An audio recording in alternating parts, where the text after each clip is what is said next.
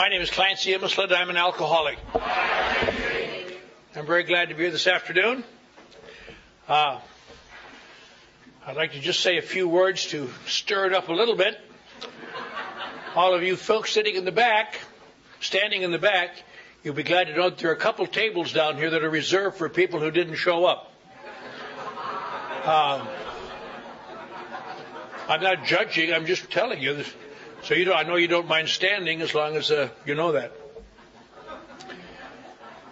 But we are, one of the hallmarks of this particular get-together, and it isn't anybody's fault, and I know Shirley is not a fan of it, but everything is saved all the time. Everywhere you go, something has been, you go out to that pool at 6 in the morning, it's already been saved since 5. And then they go back to bed and stay there until 2 in the afternoon. There's never anybody uses the seats, but there's always saved. And people say to me, isn't that unjust? I say, I have no opinion.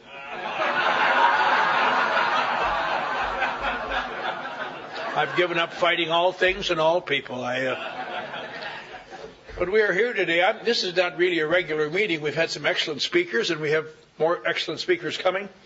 And this is not a regular AA meeting. This is just kind of a discussion, one of Millie's shady bunch group. And I've been asked to say a few words about a disease of perception, which is just a little bit about the misconceptions that many people come here with and maintain after they get to AA, and what happens to people who look at AA and wonder why it is the way it is. You know, I guess it would be safe to say, although it isn't ever formally written down anywhere, but that there probably at least are 3 or more types of alcoholics. And they are confusing to one and all because they seem the same, but they look different. You take some drunken people, and they all look the same. But there seem to be at least 3 different types of alcoholics. One would be an alcoholic who drinks like an alcoholic and drinks to excess and drinks too much. And he gets to a point in his life or her life where something really threatening or dramatic happens, a death in the family or a loss of a home or a loss of a very long time job or the loss of relationships or something. And this shocks that drinker into stopping drinking. And there are many, many cases of these kind of cases where they drank a great deal, but then when something really traumatic happened, they stopped. That's one type of alcoholic, I guess. And another type of alcoholic would be another drunk who becomes not only emotionally addicted, but becomes physiologically addicted to alcohol. And they find it very, very difficult to withdraw them from alcohol. Incidentally, I don't know if anyone knows this or ever thinks about this, but withdrawal from alcoholism is about 10 times as lethal as the withdrawal from drugs, any drug. Has been said before, you put 30 drug addicts in a room and leave them there for a few days, and you come back and you find an awful lot of sick people. But if you put 30 advanced alcoholics in a room and come back in a few days, you find a lot of sick people and some dead people. Ha ha ha, not very funny. But because the withdrawal from alcohol is really rather difficult. And that's these people who become severely physiologically addicted usually require, and many times require, some degree of hospitalization, as they did in Bill Wilson's day, as they did in before that and after that, where it sounds kind of peculiar now to young people, but in the early days of AA, in fact, when I started going to AA, when people went on 12-step calls, they took a pint of whiskey with them to help the guy get off, to give him a couple of drinks so we would not go into those convulsions. I see people in my job now go into convulsions quite often. I see different people, not the same person, go quite often. And it really is a terrible thing. It's a kind of the only bright spot about it is the only person it doesn't affect is the person having the convulsion. To him, he just faints. But everybody around him, he's terrible, terrible spasms. But these people have to go to hospitals, be physiologically withdrawn. And that's, I think, one of the how some of the hospitals today, Schick Shadell I think of, at least I guess they still do it, I know they used to, talk about how they can cure alcoholism in 7 days with a couple follow-ups.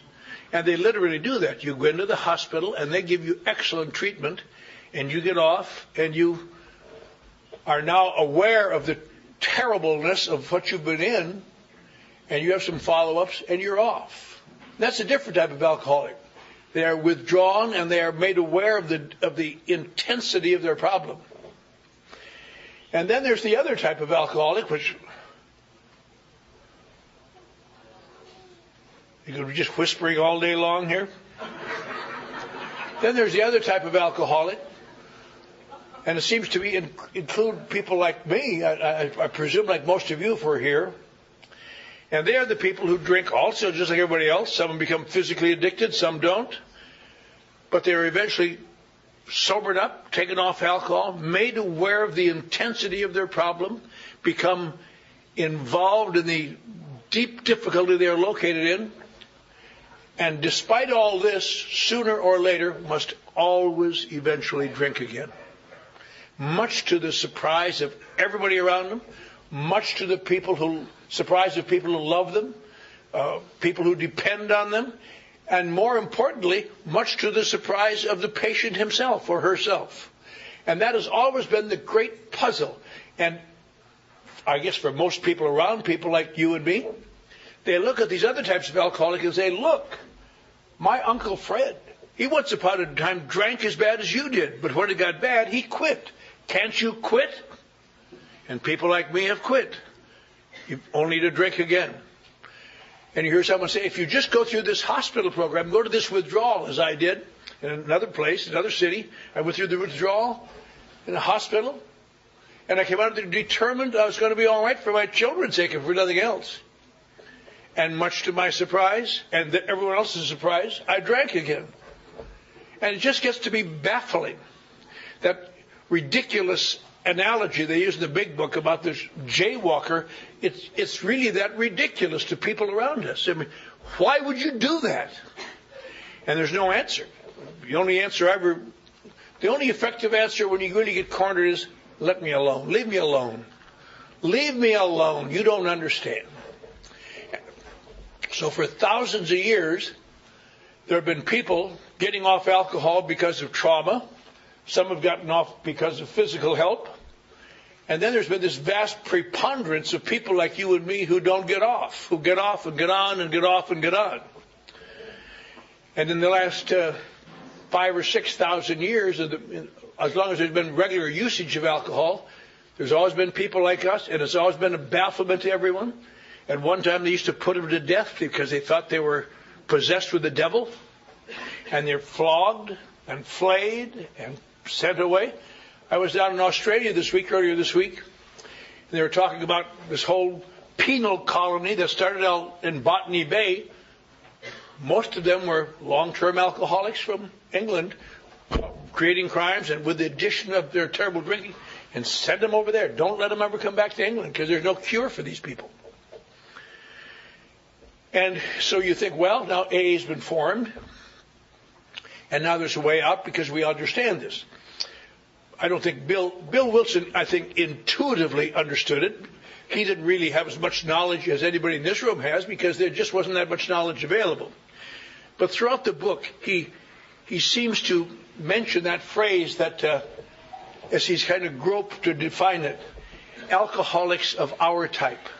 Alcoholics, he doesn't mention any other types, but there just seem to be alcoholics of our type.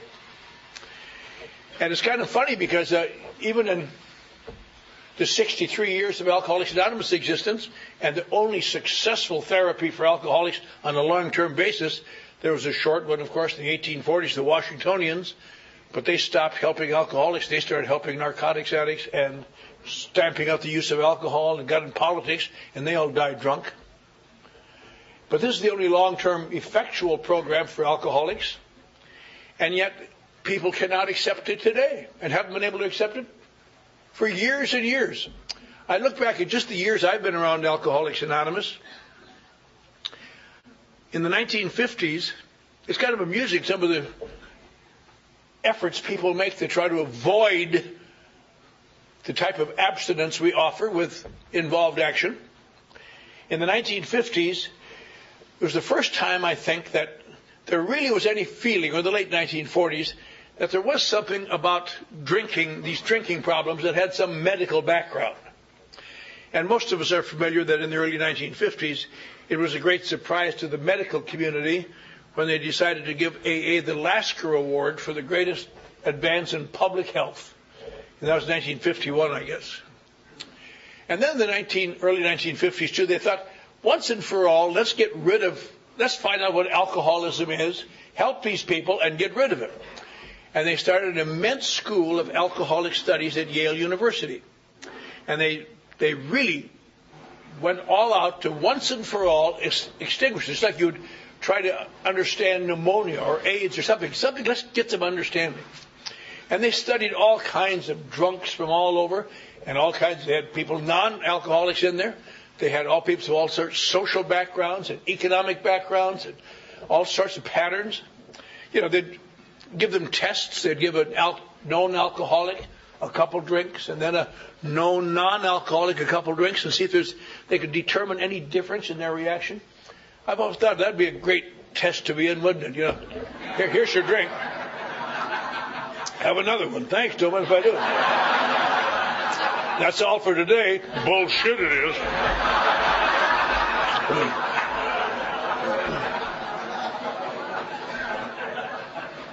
But they did all kinds of psychological testing and all kinds of testing, and they wound up with a report this thick. In fact, they continued that school of alcoholic studies, moved to Rutgers University.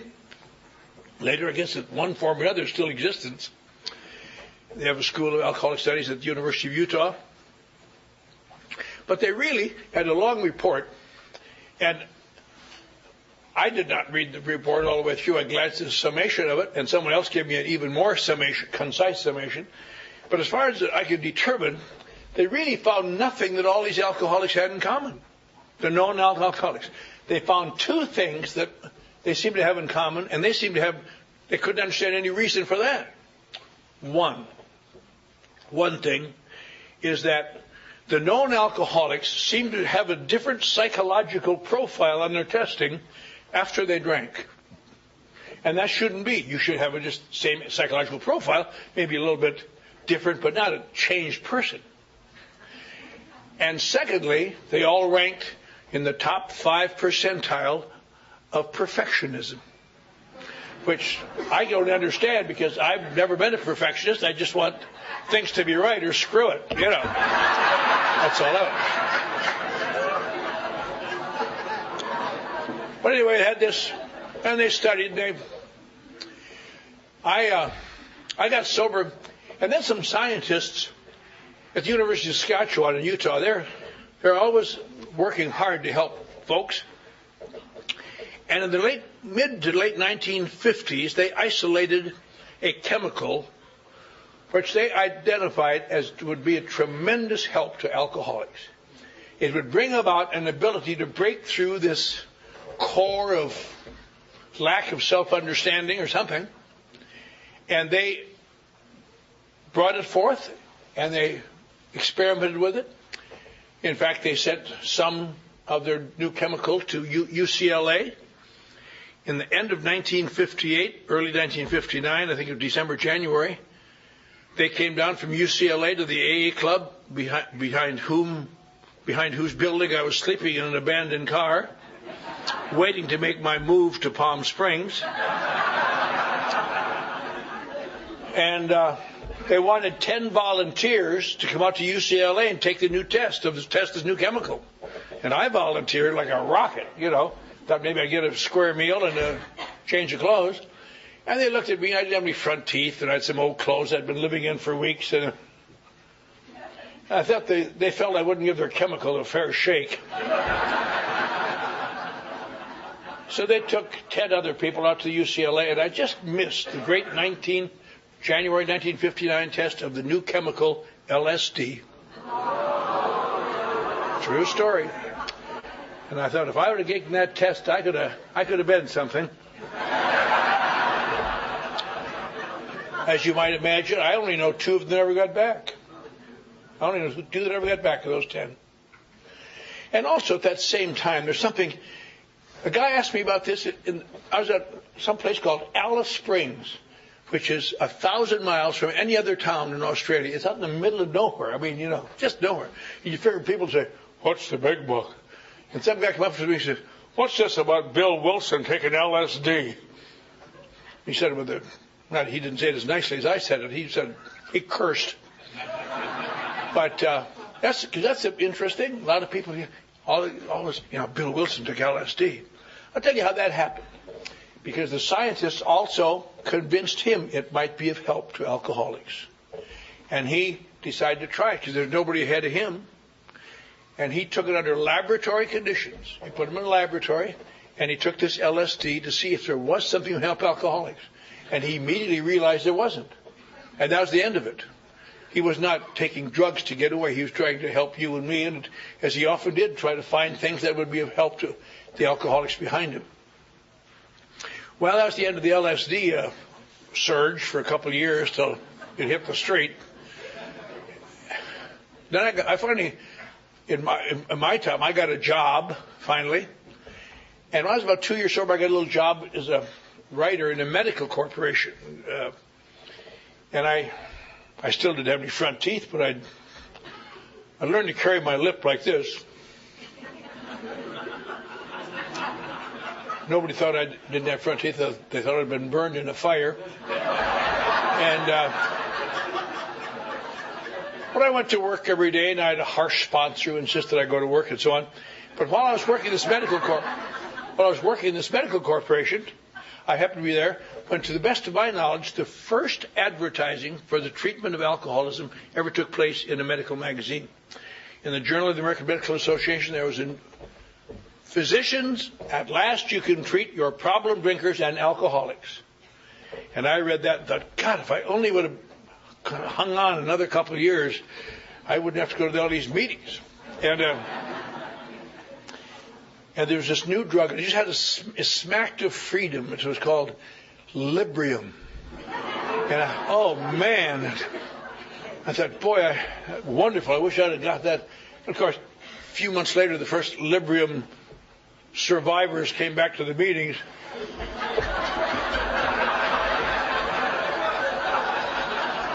But I haven't drank.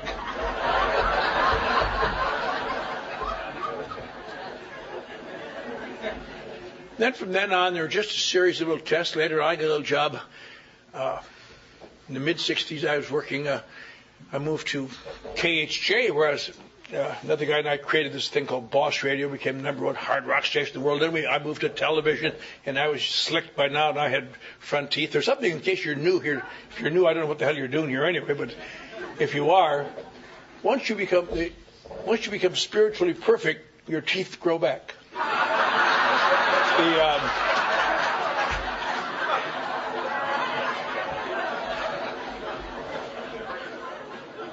But they had I looked at our program schedule for the upcoming week, and I was in charge of promotion then, and the things I had to promote was one, a speaker who came to discuss how alcoholics have been returned to social drinking. And I thought, well, I mean, I didn't really want to return to social drinking by that time, but I was interested in proving the old-timers wrong. And but it turned out this guy was a representative of Schick-Shadel Hospital in Seattle. And Schick-Shadel Hospital had isolated some things that if you took them and redressed your body's imbalance, alcoholics could drink again. And I thought, how can this be? But I'll tell you, I went down and stood behind the camera and watched this guy, I'll tell you. And he gave a little talk on it. At the end, he said, you know this, I'm the director of the program, he said. And they say alcoholics can't do this. And he lifted up a martini and drank it. And I didn't even want the martini, but my tongue went, just a conditioned reflex. I thought, God, isn't that something? But about a month later, apparently, this guy's imbalance came back because he wound up in a padded cell at Schick-Shadell, and 2 weeks after that, they stopped their program of returning alcoholics to social drinking, and they begrudgingly went back to abstinence. But for a while, it looked like a great opening for a lot of people. In the late 1960s, I was coming out here this weekend. I remember this over here in Redlands. I think it was Redlands, where White Memorial Hospital is. Is that where White Memorial Hospital is? Big Seventh-day Adventist hospital. And they got about a page and a half of ink in the LA Times on how they had stopped drunkards from drinking. No AA, no nothing, just an excellent therapy.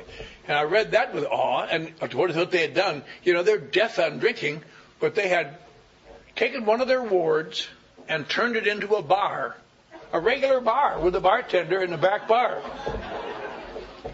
And these poor sick boobs would come in there the first day, The bartender, "You want a drink, pal?" He says, "You're not going to give me some of that medicine, are you? That makes me sick." "Not at all. I swear it's just like it is here."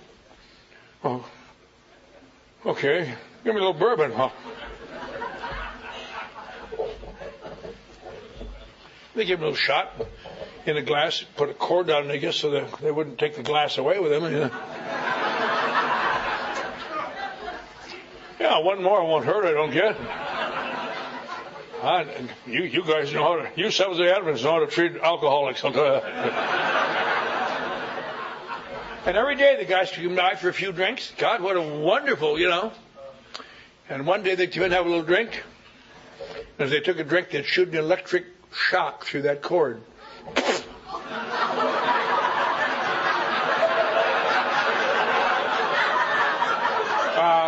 Hold the ice next time, Fred.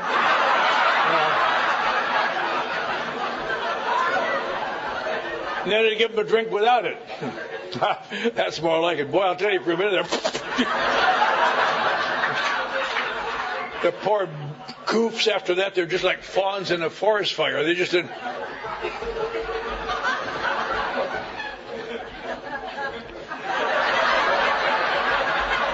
They just never knew.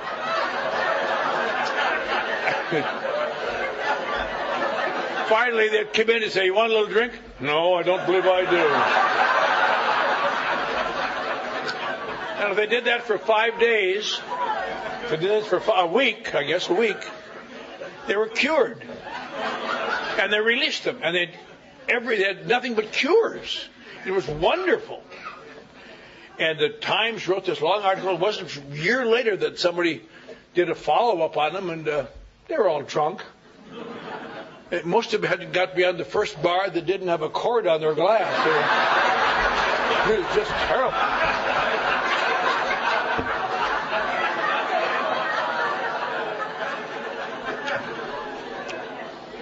Then the next big item in the treatment of alcoholics that I recall, most older people remember this. I guess in the early 1970s, big headlines in the paper. Rand report. Alcoholics can return to drinking. Of course, they had a little squib in there, except those that can't. But we know who they are. And they didn't want to make the mistake they made at White Memorial, so they did follow-up. They did first weekly and then monthly follow-up, so there wouldn't be any of this. And they had all sorts of people all over the country who would return to social drinking. And about 3 years later, a doctor in North Carolina did a follow-up on them. And he found out most of them were drunk. Fairly all of them. I knew a guy at the Rand company. I said, either in Santa Monica, I said, "How did you do your follow-up?" Of course, I thought you'd done something effective. Now it turns out it was all a big scam. Not a scam, but a mistake. He said, "I can't understand it. We called him and asked him. There'd be some boob somewhere. Yeah, still okay."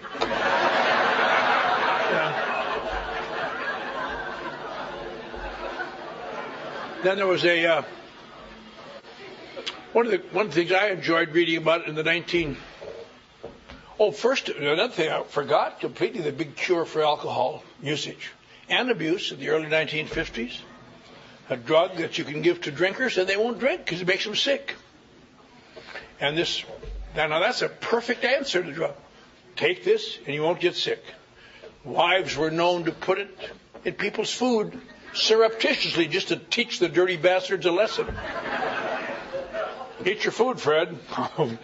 Boom, But nobody can understand why that didn't work. Nobody can understand why that didn't work. And obviously the reason it didn't work is because when these moral degenerates insisted on drinking, they forgot to take their Antabuse. That's all. Didn't take their Antabuse. They still sell Antabuse as the answer to drinking problems. And it still is ineffectual. But in the 1970s, there was a doctor in New Mexico. I loved reading about him. Who you'd bring a guy there dead drunk, and you take movies of you. Then 2 weeks later, when you decide you want to drink again, they'd bring you to his office and you'd run these movies. Say, is this the way you want to be? No, I don't.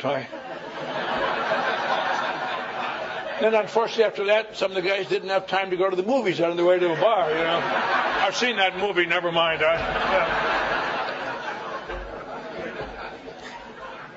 Then we've had a rash of all kinds of cures and things, and it goes on and on.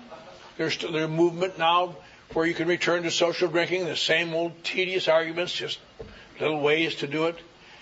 And it's always a baffling thing because people can't understand why people don't respond to this. But look at your watch, Keith. It's almost 2:30.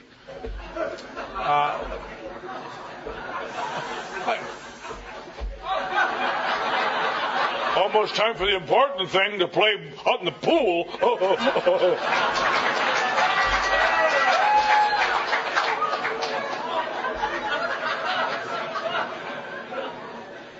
There are some lives I'm sorry I saved.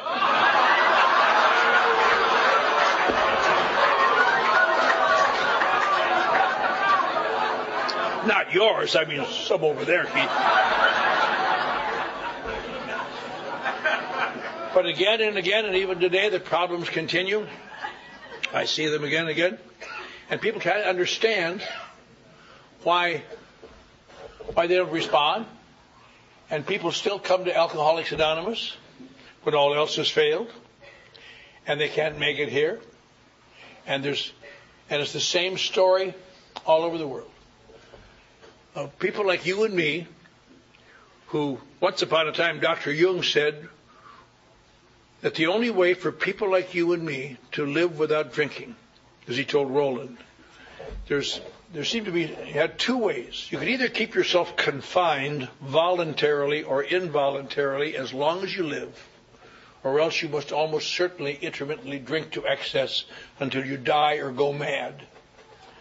And Roland said, is there no other way out? He said, yes. There have been a few cases I've never seen, I've heard about in the literature, where there's been some significant involuntary psychological inversion that they call some sort of a spiritual experience that literally changes their perception. But he said they're so rare, it's almost, of the millions of cases, I don't only know of two. And it turned out that, of all things, that through the series of funny little events, this no low-down, jobless, bum, gigolo wife, living off his wife guy in Brooklyn named Bill Wilson, had one of those spiritual experiences.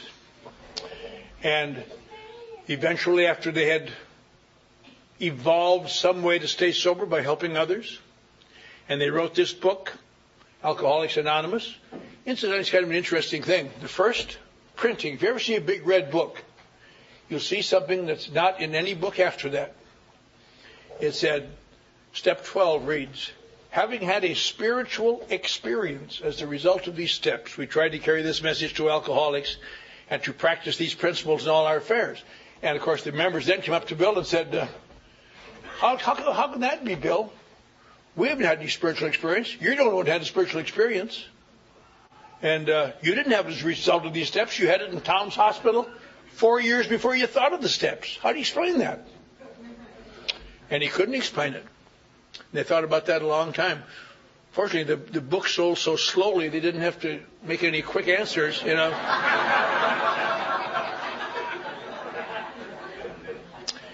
And that's, I think, what has evolved into understanding that particular point is what makes Alcoholics Anonymous what it is. Alcoholics Anonymous is full of people, I believe, who come here knowing that there is no therapy here that can help them. Because it always goes back to the same thing. They want me to stop drinking, and it helps a lot of people, but it doesn't help me. It helps me a little bit. I don't vomit. I can get a job for a while. But it's been said by all our speakers, and will be said again. Eventually, it gets so bad that I can't stand it. My problem is not alcohol. If there's a flag that people like me will carry all my life, I've often thought I'd like to be the Betsy Ross of Alcoholics Anonymous and design a flag we could all gather under. And it wouldn't say, I need booze. It would say, but you don't understand. And then we could get a march on Washington and demand our rights. Except the way we are, we'd all wind up in Seattle and say, well, who do we talk to here now? You know. But I look at my life, and I thought I was quite bright, and I had fairly good jobs. And I came to AA time after time for 10 years for it to work. But it became obvious to me after a year or two. AA doesn't work for people like me. Because my problem is not really alcohol. It looks like it is when I'm drunk, but it isn't. My problem is I'm secretly inadequate. And I have to pretend I'm not. My problem is I don't think people really like me. My problem is I've been hurt a lot by others. My problem is I'm too vulnerable. I try to disguise it. My problem is I just don't feel like I'm enough. And when people get too close to me, they can see that, and then they don't like me. And for people like me, it's almost impossible to have any close relationship because you can't dare let them see what you really are. So you have to keep them at a distance.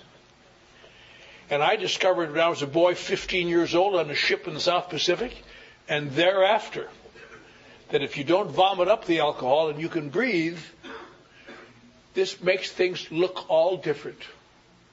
When I drink, I feel like I'm enough. More than enough sometimes.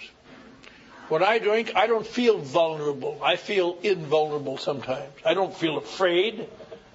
I don't feel rejected. I don't get my feelings hurt much. I hurt people's feelings. If people hurt my feelings, we're going to go outside and fight, you son of a bitch. I would never do that sober. And it makes me feel like I'm something. It makes me feel the way other people look. I understand that thing from, the Yale Institute of Alcoholic Studies.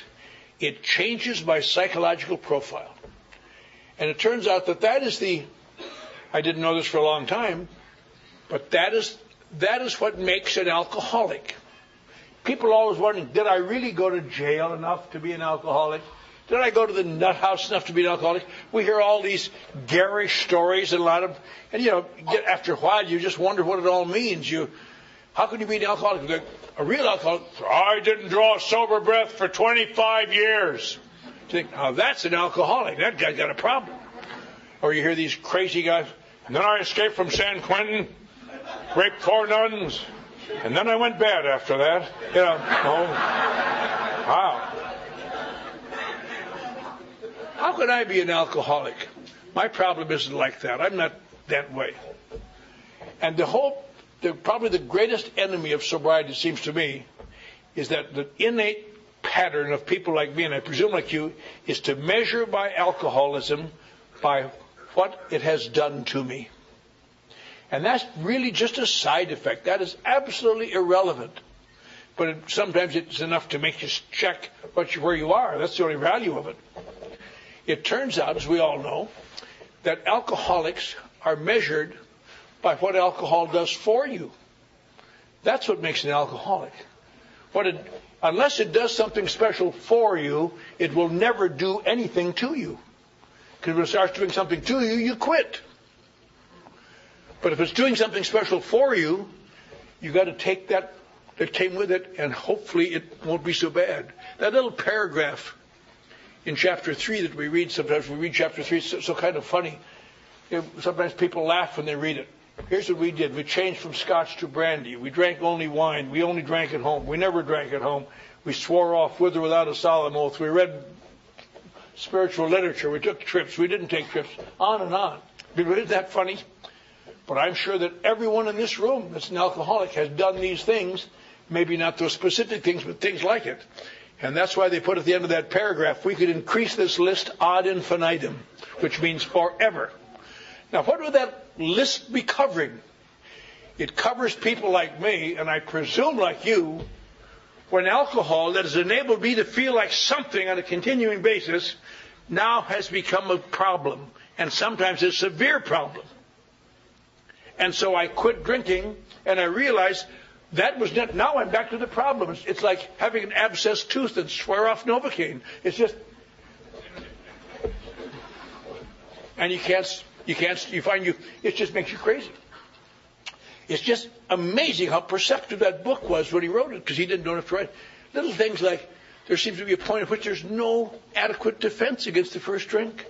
And I've been there many times. I'm sure most of the people in this room have. That's not my problem, and you don't understand. And I go to AA, and it seems to me they're saying, if you get sober, you'll feel better. And that's why I always knew I couldn't be a real alcoholic. Because I drink like an alcoholic, I get in trouble like an alcoholic, but the problem is this. Unlike alcoholics, when I get sober and clean up my act, that's when my life gets painful. And that's when my emotions get out of whack.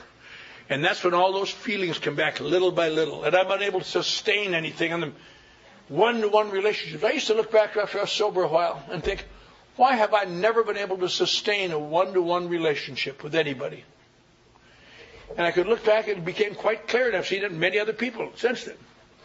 When you have nothing inside of you, no self-worth to speak of, you must get whatever worth you get from other people, from their eyes and from their attention. So I wind up in a situation, it sounds funny, but it's really pathetic. Right? Anytime I have a close one-to-one relationship, I've had much of my life, all I ask of you, just treat me special all the time. And because if you treat me special, I feel average. And if you treat me average, I feel rejected. And there's nobody in the world that's going to treat you special all the time. Because after a while, sometimes just the mere fact of accepting you gets you more informal. But that, to me, that means they don't like me anymore. And I didn't like you anyway, now that I think about it. And on and on. I guess there are people who sit and drink with other people for their life, but people like me are bar drinkers. When this bar when they don't treat me special anymore, I go to the next bar. And the next group, and the next love, and the next on and on and on. And never knowing there was no possible answer for my problem. But here and now, I got an answer, alcohol which works, and now they're telling me I can't do that. So I get into that paragraph. Why? What does that paragraph mean? The paragraph means I realize I can't stay sober, so I'm going to try to find a way to drink without the problem. I'm going to just drink wine, maybe. A few years ago, the Central Office sent me over to KGIL or one of those stations to do a public service radio program. A guy wanted to interview me for AA. My name on the program was Alcoholic Al. And I talked a little bit about alcoholism. And this woman called it from Laguna Beach or Newport Beach, something she said. And she had a very cultured voice. She said, I don't know if you ever heard of a case like this. She said, but I seem to have some form of drinking problem with my wines. She said, I just drink wines, and very fine wines, but they almost become addictive. Have you ever heard of anything like that? I said, yes, madam, we call that a wino.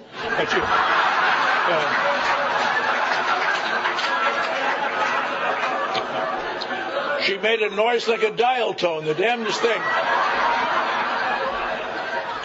But you get to this problem now. And now there's a name for this condition. It is called alcoholism of our type. You no longer can drink with impunity, and you can't stay sober. And there you are. You stay sober as long as you can till you have to drink. And you drink till you have to get sober. And you stay sober till you have to drink. And you drink till you have to stay sober.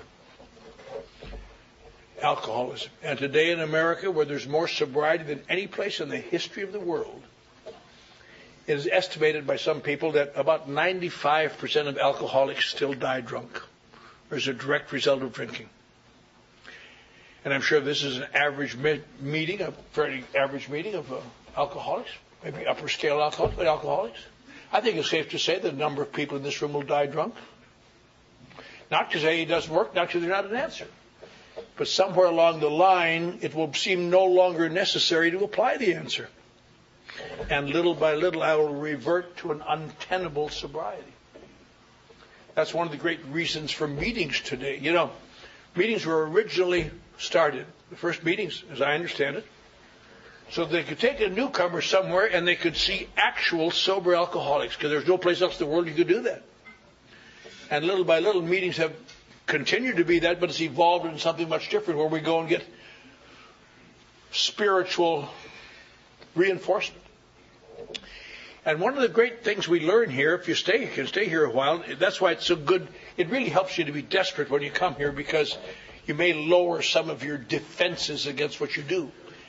And so it turns out that Alcoholics Anonymous has this strange set of therapies which are not anywhere near as good as other therapies are. And they seem to be strange because they don't deal with the problem of my emotions. When I have emotional problems, I want to go talk to someone who is skillful and trained in dealing with emotional problems. A psychiatrist, a psychologist.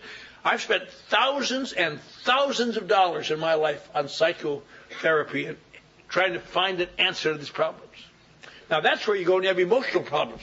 Maybe you go to A for drinking, but these are emotional problems. And it just seems strange, because these trained people, they have an answer. They say, you come to us, we will change your thinking, and eventually your actions will change and you will live better. And AA, these well-meaning amateurs, they mean well, they're nice people, no, but they're not very good at what they do, apparently. They get everything, you come to us, and we'll change your actions, and your thinking will get better. No, you don't understand.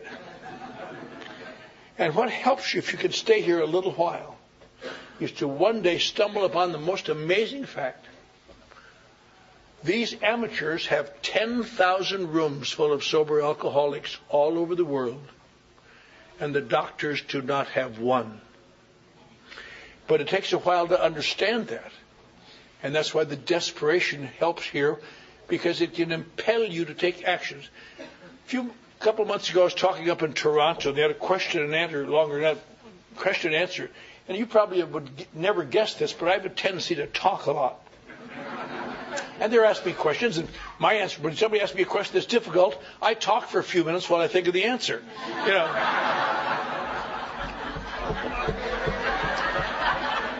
And this woman in the back of the room, God, she was a bad one. She said, if you don't mind, I wouldn't want one of your long answers.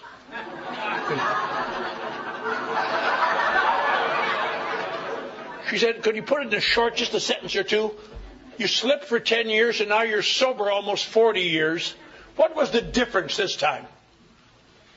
And I couldn't think of the answer in a sentence or two. And I was going to simulate a heart attack, but I didn't.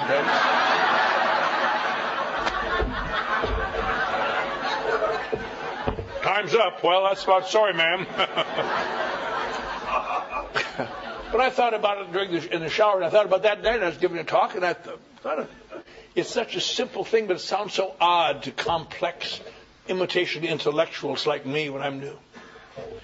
This is the first time that I took actions I did not agree with and that I thought were stupid. That doesn't sound like much, does it? But everybody comes to AA and we talk about action. I'll be glad to take any action as long as I agree with it and makes sense.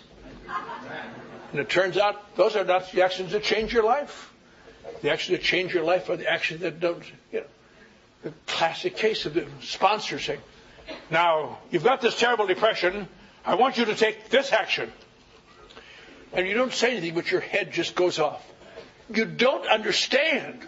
I know you mean well, and I know you're trying to help me, but you can't possibly know me as well as I know me. And that sort of thing just makes me worse. You just don't understand. That can't work. You think. And then go do it. And that is the difference between staying sober and not. Whether or not, after all that, you go take the action. I remember a day that I lost my job as a dishwasher at the Gaiety Delicatessen, 6 months sober. And I determined to kill myself. And my sponsor said, take your inventory. And I just told him the week before, I've taken my inventory with a psychiatrist. Why want to take it with an out-of-work actor, for Christ's sake? What good's that going to do? And then that made him testy. Everything made him testy. And I can't. Taking an inventory doesn't help me. It makes me more depressed. In my judgment, that doesn't help. And he explained that to me. He said, in your judgment? Who cares about your judgment? You've been living in the backseat of an abandoned car, for Christ's sake. If I wanted your judgment, I'd put the head in the back window and ask you for it. And I took an inventory and I put stuff in there I never told anybody. And a week later, he had me ride with them in a car at the auction yard, and I read it with a flashlight. And 2 weeks after that, I was sitting at meetings at the 6300 Club and saying, I don't know how you can expect to stay sober unless you're willing to write an inventory the way we've done. That's the nature.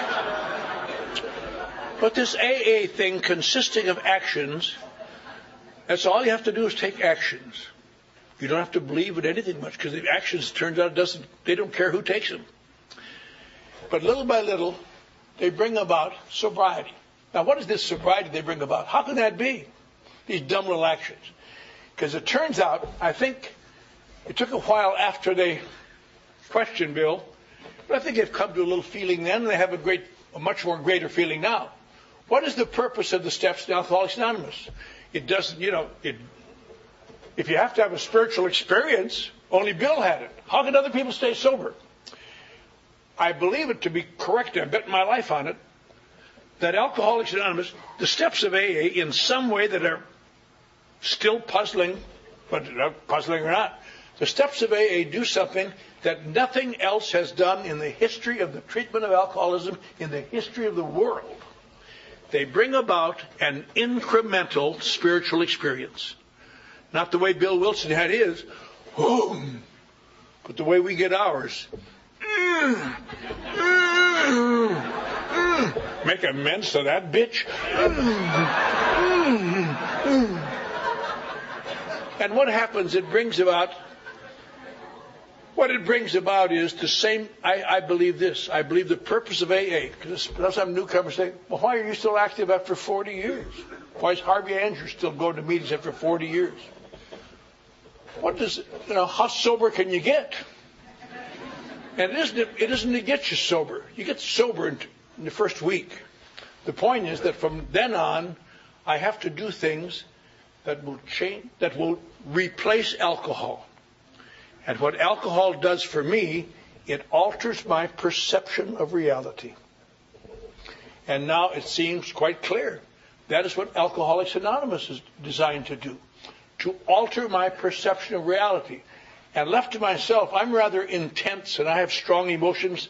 Psychiatrist once said I'd have to take medications all my life because of the intensity of my emotions. But somehow here, in doing these things and redressing this imbalance on a continuing basis by going to meetings and trying to be some help to others, it has brought about a change of perception. I believe that the purpose of AA is to very slowly do what alcohol does fast. It takes a person like me who never felt like I'm enough. And today, much of the time, I feel like I'm enough. Sometimes I don't. That used to bother me. Why do I feel like I'm enough all the time? I'm doing the best I can. And it turns out no human being feels like they're enough all the time. That's just part of being a human being. It takes a person like me who's lived with fear all my life, fear of exposure, fear of danger, fear of anything. And today I find myself, not much of the time I'm not afraid. As some of you know, 2 or 3 times the last few years, I've gone down alleys on Skid Row where the police do not choose to go down with drawn guns. And I'm down there with my mouth to pull some son of a bitch out. People say, "Oh, Clancy, you're so fearless." I'm not. I know how to do that. I know I'm not fearless because if I was sitting at home in my living room with my wife Charlotte, and at night and we heard this threatening noise in the backyard, I'd send her to see what it was.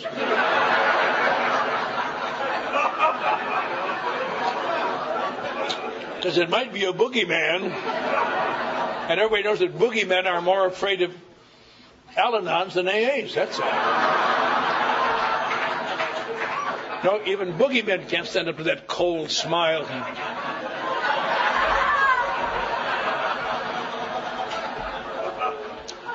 It takes a person like me that has a great deal of difficulty sustaining relationships. I've been able to sustain some relationships. And so in the second printing of the book, and ever since then, the only step they've changed is the 12th step. It now says, as we all know, having had a spiritual awakening as a result of the steps. And in so doing, we bring about a spiritual experience. And once you get that spiritual experience, that doesn't mean that you're going to keep it. Because even Bill Wilson, who had the spiritual experience at the age of 6 months, was ready to quit because he had had no luck with drinkers. And so it says in our book, again wisely, our sobriety seems to be based on the maintenance of our spiritual condition. Based on what? Interminable prayer, some prayer, some meditation, more primarily being of service. I don't know a better way to describe how to maintain what limited change of perception A has given me that's enabled me to live in the world at some degree of peace when nothing else in my life has ever done it. I've been thinking about this a lot lately. In 1950, the first international convention, it brought all these people together, tried to sell them the traditions, and try to get them to understand that they're all alike, not to hate each other as they were doing. And on Friday night, or Saturday afternoon, I should say, Dr. Bob was brought to the podium, dying of cancer. And he had to be helped to the podium, but he wanted so much to convey what he had found. And he's having I've got tapes of that, very touching. Got a photograph of it, actually. And he stands there and he starts off by saying, "Oh, you must pardon me, my health hasn't been quite as much good as I've been in bed much of the last few months." He said, "But I want to welcome you, boys and girls, from all the people, from other people back home." But then he synthesized, he wanted to convey what he had learned, he converted it in 3 points. And to me, they've always been the absolute germ of Alcoholics Anonymous. He said, "I would be indeed remiss if I didn't try to pass along a couple of things that might be of interest. 1, let us keep our program simple. Let us not louse it all up with Freudian complexes, which may be of interest to scientists, but have nothing to do with our work here. When reduced to the end, our work here consists of love and service. And we all know what love is, and we all know what service is." And secondly, he said, let us guard that erring member, the tongue, and try to use it with kindness and understanding and love. And just between you and me, there isn't a person in this room that doesn't need to hear that on a continuing basis. Because that tongue, when you're having a bad day, it just, or when you feel bad or someone threatens you. But just to remember that. The great thing about A is when you fail today, you can try again tomorrow. And thirdly, he said, let us never reach that stage of smug complacency when we don't have time to help the man behind us, to give him a pat on the back when he needs it, to take him to a few meetings, because none of us would be here if someone hadn't done it for us. And then he thanked the people and he sat down and he died shortly thereafter. And to me, as I look at that, it almost brings tears to my eyes to think about that guy in terrible pain being helped to the podium to say those things that I need to hear so desperately on a continuing basis.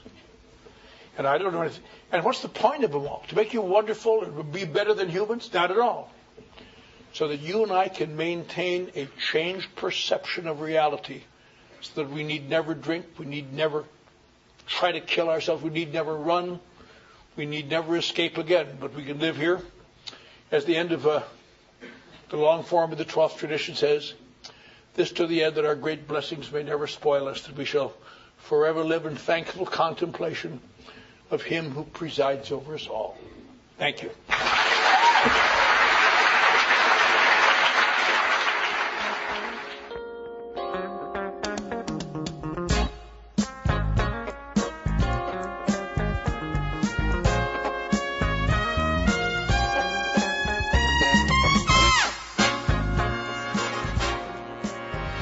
We hope you've enjoyed this recording. To obtain additional copies, receive a free catalog of AA and Al-Anon talks, or to find out about our tape and CD of the Month Club, call Encore Audio Archives at 1-800-878-1308, or visit our website at www.12steptapes.com.